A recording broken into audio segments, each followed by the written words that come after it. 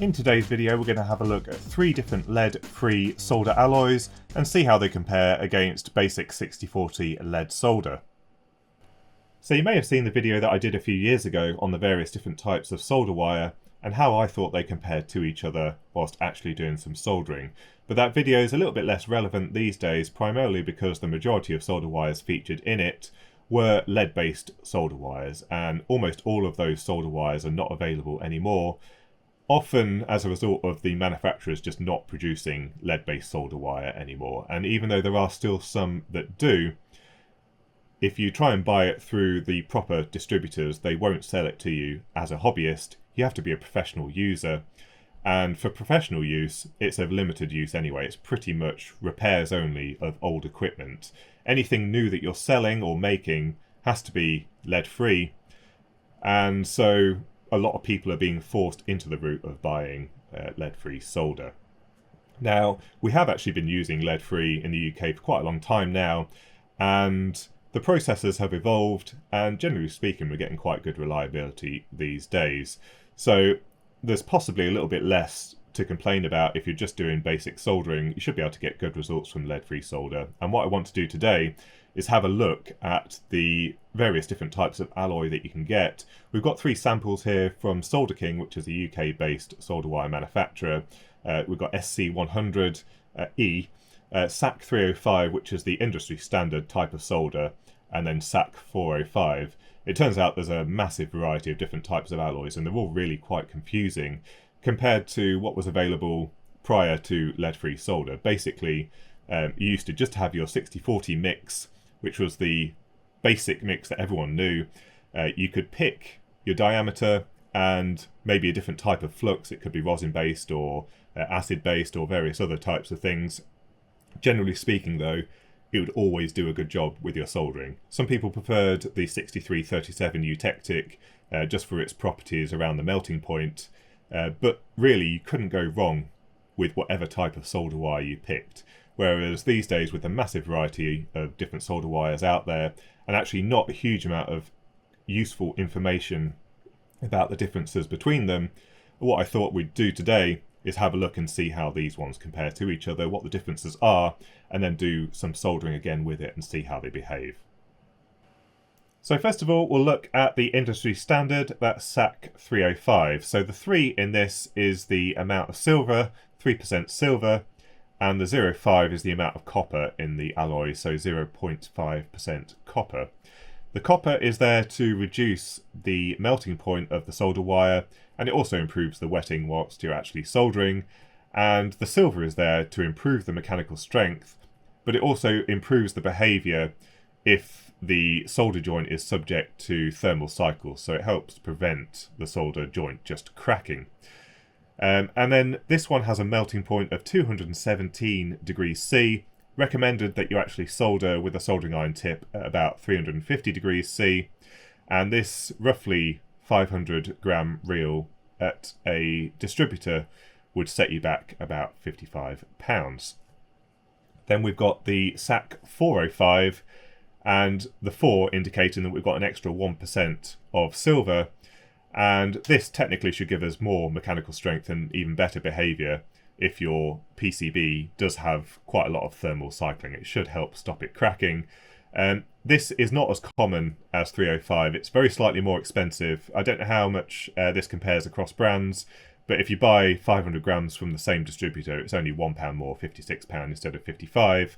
But that may vary across manufacturers, but it's certainly well used and used to be considered significantly better than 305, but I think the gap has really closed with the flux and the process that are used during manufacture. And then we've got a low-cost alternative. So this is Sc100e, which you've seen me use before on this channel. This is a tin copper only alloy. I don't know what percentage of which is there. It's also got some cobalt in there, but this does have a really nice wetting type effect when you're actually soldering. So it flows really nicely.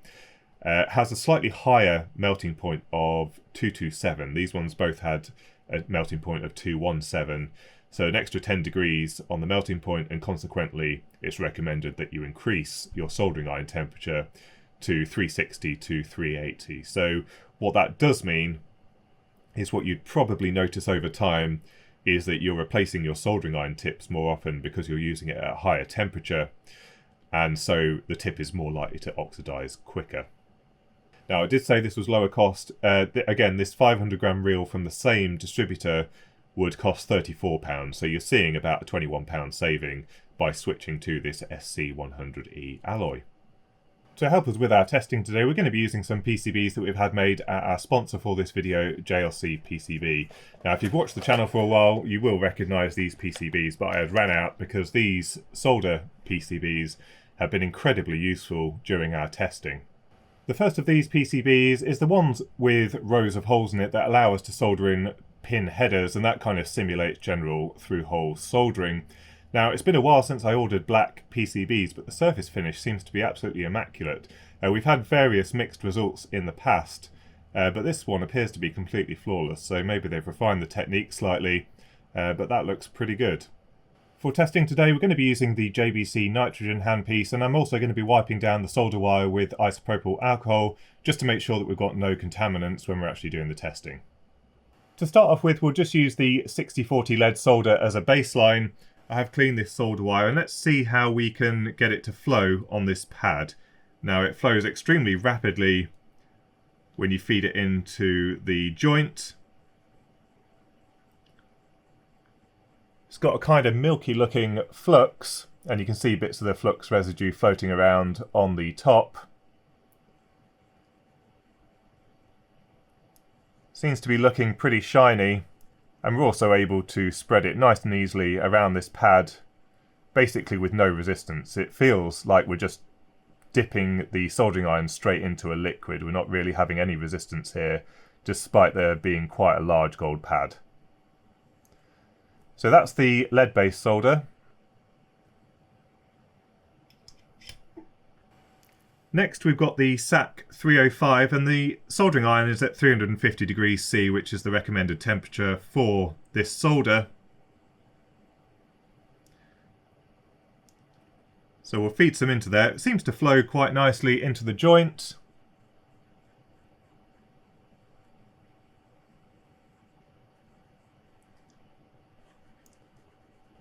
You can already see, once it cools down, it looks quite a lot different, and there is a bit more resistance here, so possibly the soldering iron could be better off running at 360, which is the upper recommended limit. So let's try that again at 360. So SAC305 at 360 degrees this time. And that definitely flows a bit better onto the pad.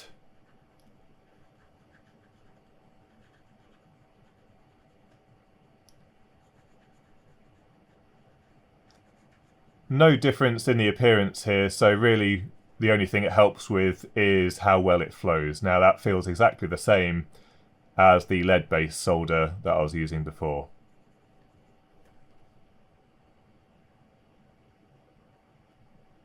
SAC405 this time, again with the soldering iron at 360 degrees C. I've noticed that this solder looks a little bit duller on the roll. Let's see how it flows. So this feels like it's exactly the same as the other solder. Flows very nicely onto the pad. A little bit more resistance, possibly.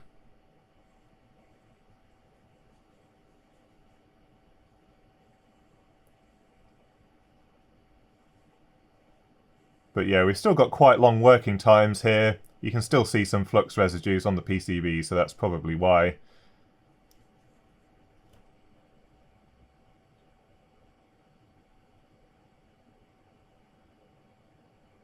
Next we'll try the Sc100e solder. This one has a minimum recommended tip temperature of 360, so we'll try that first. The higher limit is 380.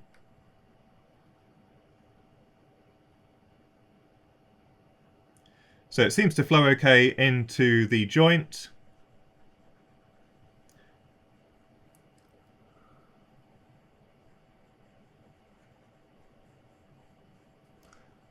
and we are seeing a little bit of resistance there, so I think that 360 is just a little bit too low.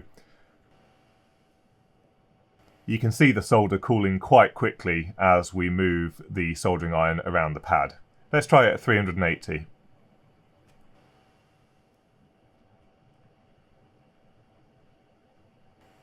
So 380 degrees C, and that flows much quicker into the pool.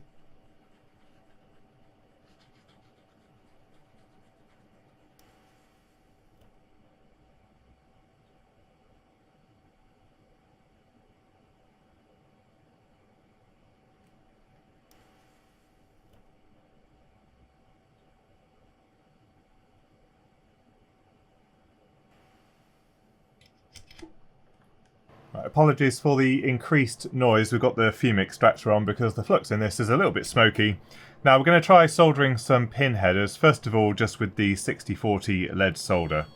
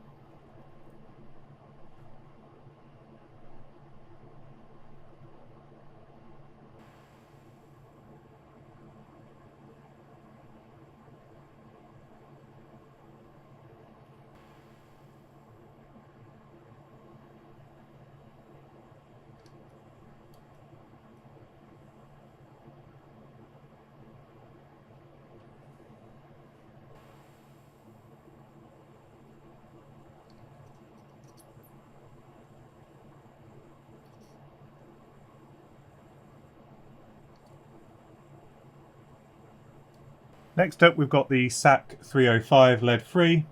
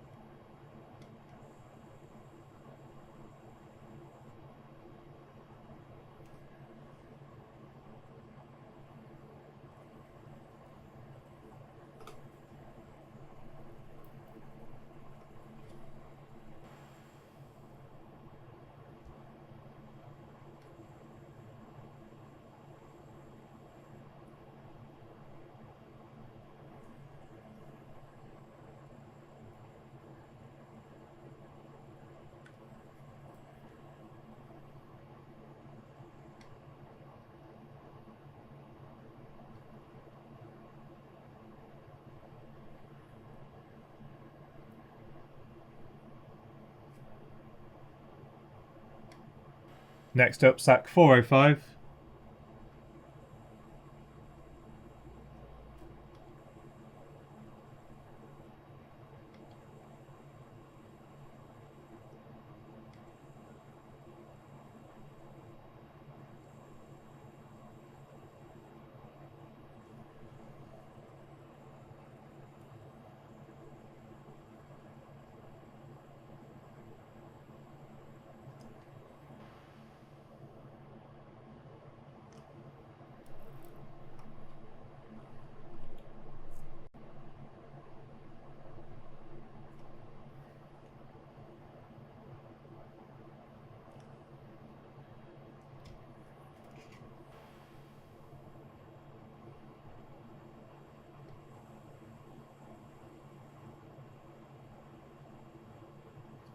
And then finally the Sc100e.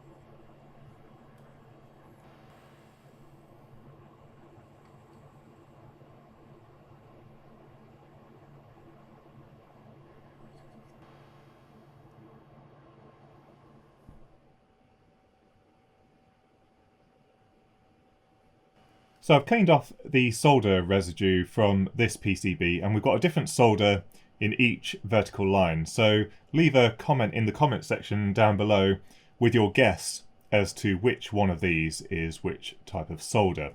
What I can see straight away is on the left hand side, this one is probably the shiniest out of the lot, although it's quite difficult to show on camera. Then this second one, as you can see, there's some crustiness to it, and I can't seem to clean that off. We've got these sort of white residues. And then these two actually are pretty shiny and have come out quite well, really. So I'll reveal the answer. The one on the left was the lead-based solder, and that cleaned up really nicely. You can see where the soldering iron left the pad. There's sort of a little pool in the middle, which is the point where the soldering iron was removed. This one, interestingly, was the SAC305. So this one, for whatever reason, ends up with these kind of white residues. And I did everything I could to clean the solder wire and to clean the PCB and to use the nitrogen station and everything. So I'm surprised that that one ends up looking a little bit crusty when the SAC405 doesn't have that same appearance. What you'll also see is you can kind of see where I left the soldering iron off the board actually leaves a trail, because definitely on these lead-free solders, the solder solidifies a lot quicker behind the trail of the soldering iron. Actually a little bit less on this one over here. These two definitely show that kind of behaviour, which is quite interesting, because this one's SAC405. This is the Sc100e, which actually had the higher melting point, but that didn't seem to end up with that same kind of streaking as before. But what I did find with all of these is that they were extremely easy to use. So really, if you're setting the soldering iron at the correct temperature, then they seem to flow absolutely fine. I mean, I didn't really notice any real difference between any of the solder wires, other than the fact that I had to change the temperature to higher temperatures to cope with the lead-free solders. Then we have the pin headers, and what we can see is the top one, once again, extremely shiny. Everything looks really nice. So that is the lead-based solder. Number 2, once again, is the SAC305, and that, you can see it kind of has that cloudiness once again, that kind of white residue that I just couldn't remove with any kind of alcohol or anything like that. I did put these in the ultrasonic bath as well, but it just ends up with that slightly cloudy appearance, and it's a little bit grainy. Let's have a look under the microscope quickly. So again, the lead solder at the top, so nice and shiny, all looks really nice. This is the SAC305, and you can see that graininess. I think we've seen it in other videos before. I just assumed that was an artifact of many types of lead-free solder.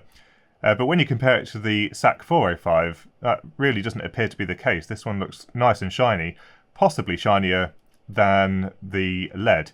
Now, the shininess doesn't really mean a great deal in terms of how good the solder joint is.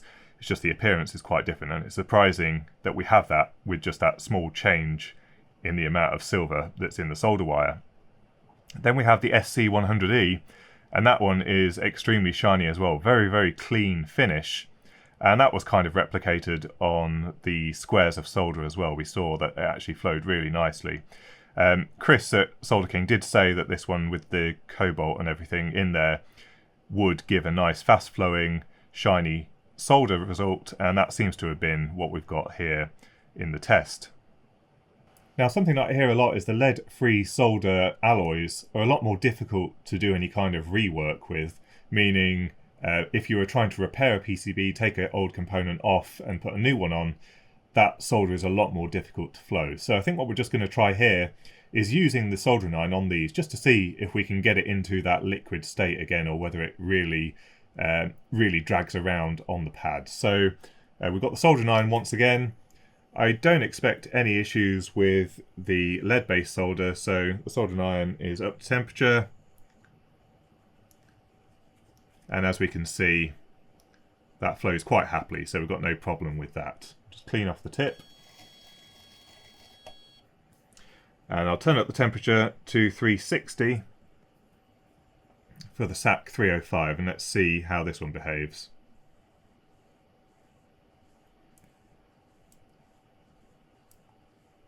and it's a little bit slower now it is molten. So once it's molten and sort of in that kind of liquid state, it's quite easy to move around. So I think as long as you're using the correct temperature soldering iron, on SAC305 there's not really any issue. Let's see how 405 behaves. And that one is actually a little bit easier there to work with. That seemed to flow a lot easier. And then we've got the Sc100e, which needs a higher temperature. We'll go for 380.